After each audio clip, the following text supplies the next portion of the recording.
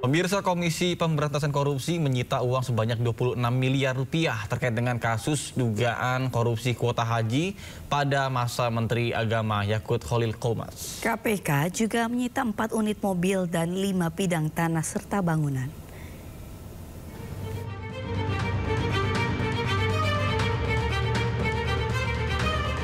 Komisi Pemberantasan Korupsi menyebut menyita sejumlah uang dan aset terkait kasus dugaan korupsi kuota haji pada masa Menteri Agama Yakut Khalil Qomas. KPK belum membeberkan pemilik dari sejumlah uang dan beberapa aset yang disita itu.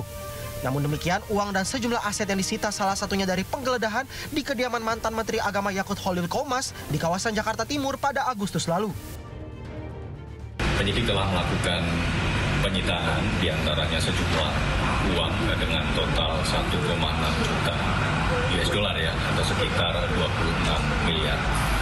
Selain itu, penyidik juga telah melakukan penyitaan terhadap kendaraan roda 4, ada sekitar 4 unit, dan kemudian penyidik juga telah melakukan penyitaan aset berupa tanah dan bangunan, ada 5 bidang gitu. Jadi penyidik masih akan terus menelusuri terkait dengan aset-aset yang diduga terkait ataupun merupakan hasil dari tindak pidana korupsi ini.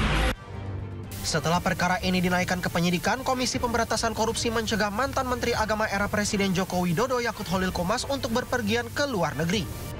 Surat pencegahan ke luar negeri dikeluarkan KPK pada 11 Agustus dan berlaku untuk 6 bulan ke depan. KPK juga telah memeriksa Yakut Khalil Qomas pada Kamis 7 Agustus lalu.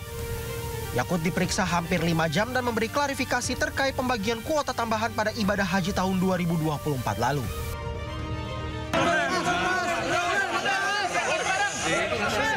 Saya berterima kasih, akhirnya saya mendapatkan kesempatan untuk mengklarifikasi segala hal, terutama yang terkait dengan pembagian kuota tambahan pada haji tahun 2024 yang lalu. Kerugian negara akibat perkara ini mencapai lebih dari 1 triliun rupiah. KPK menyebut angka itu merupakan perhitungan internal KPK dan sudah didiskusikan dengan Badan Pemeriksaan Keuangan atau BPK. Tim Liputan iNews melaporkan. Unjuk rasa anarkis di tanah air harus dibayar mahal dengan rusaknya sejumlah fasilitas umum. Pemerintah melalui Kementerian Pekerjaan Umum mentaksir kerugian negara mencapai 900 miliar rupiah yang dihitung dari seluruh Indonesia.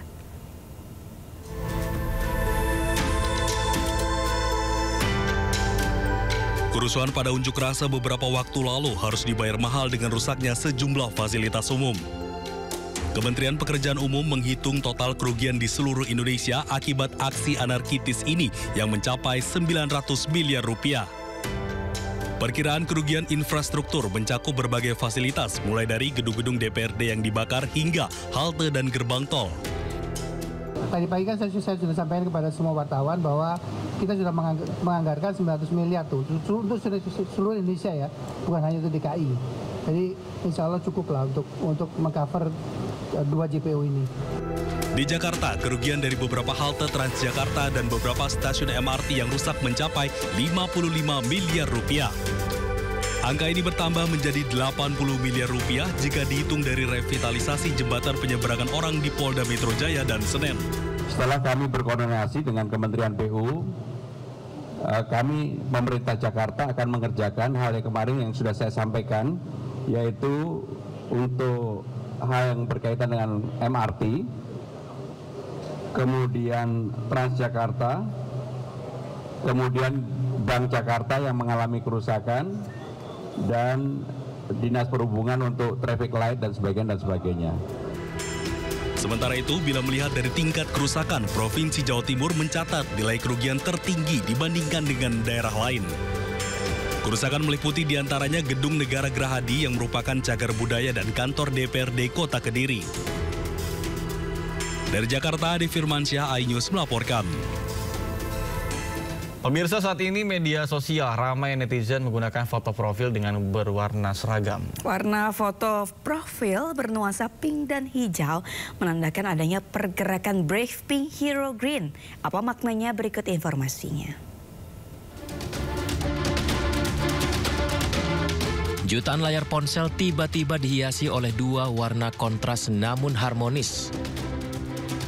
Foto profil netizen di media sosialnya bernuansa warna merah muda dan hijau. Ternyata ini bukan sekedar tren estetika belaka. Merah muda, brave pink, dan hijau, hero green, menjadi simbolik baru tentang deklarasi damai yang dipopulerkan oleh para kreator dan influencer Gen Z.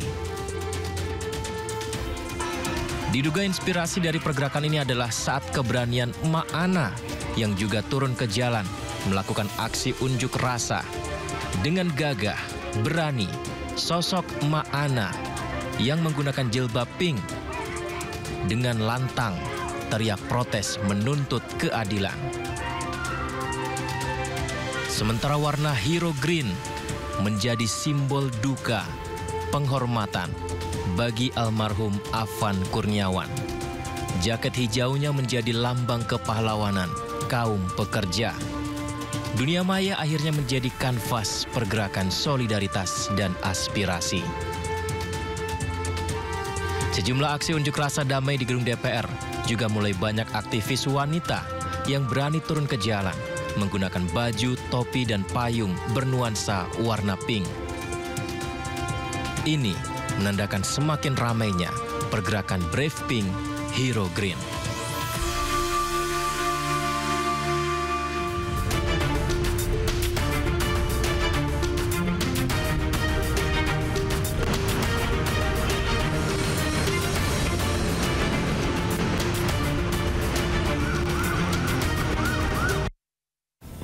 Ya pemirsa, selanjutnya kita akan mengajak Anda untuk mengetahui pantauan lalu lintas dari sejumlah wilayah melalui Korlantas CCTV Pantauan Polri. Dan kita akan bergabung dengan Brigadir Treslinda dari studio NTMC Polri. Selamat pagi, Brigadir Treslinda. Bagaimana pantauan arus lalu lintas di sejumlah titik di wilayah Indonesia melalui pantauan CCTV? Ya baik, terima kasih rekan saya Nata dan juga Sabrina. Saya akan mengajak Anda melihat kondisi arus lalu lintas terkini melalui pantauan CCTV Korlantas Polri. Kita awali dari kawasan yang pertama, JPO Tebet, Jakarta Selatan. Terlihat di CCTV kami pada pagi hari ini arus lalu lintas di kawasan ini memang mengalami peningkatan baik di jalur arteri maupun di tol dalam kota Cawang yang akan mengarah ke Semanggi. Hal ini bisa kita lihat di mana saat ini sedang diberlakukan sistem kontraflow di ruas tol Cawang yang akan mengarah ke Semanggi, dan sistem kontraflow ini akan berakhir hingga pukul 10 waktu Indonesia bagian Barat. Tentunya kami harapkan Anda dapat mengikuti arahan dan petunjuk petugas kami yang berada di lapangan. Kita beralih ke CCTV selanjutnya dari kawasan Mega Mall Karawang, Jawa Barat. Pada umumnya arus lalu lintas di kawasan ini masih dalam keadaan relatif lancar, baik itu kendaraan yang akan mengarah ke Jalan Tuparep maupun Jalan Ahmad Yani dan juga Jalan Pantura. Tentunya meskipun lalu lintas lancar, tetap menjaga batas kecepatan dan juga jaga jarak aman kendaraan Anda. Dan kita beralih ke CCTV selanjutnya, Simpang Jomin, Cikampek.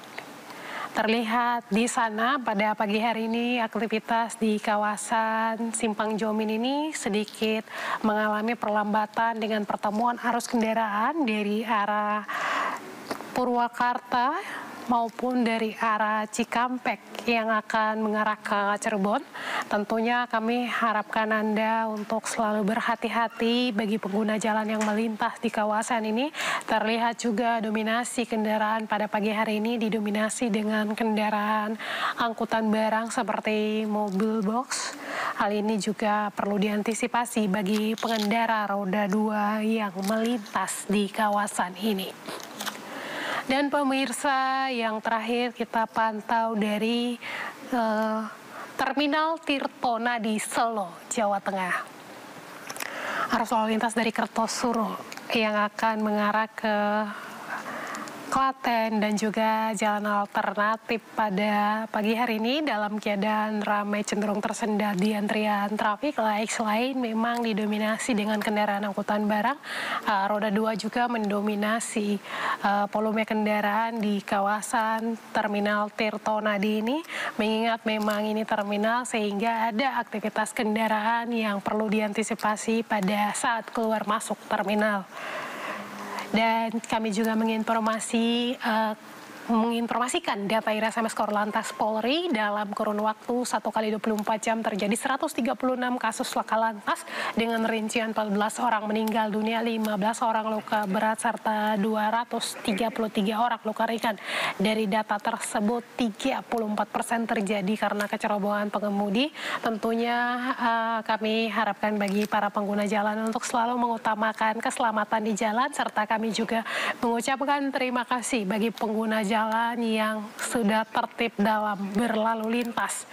Bagi Anda yang akan mengupdate informasi-informasi seputar arus lalu lintas terkini, kami siap melayani di 15669 ataupun melalui SMS center kami di 9119. Demikian Brigadir Treslinda melaporkan, Nata dan juga Sabrina. Kembali ke Anda di studio, silakan. Baik, terima kasih Brigadir Treslinda atas laporannya dari studio NTMC Polri Jakarta. Selamat bertugas kembali dan salam presisi.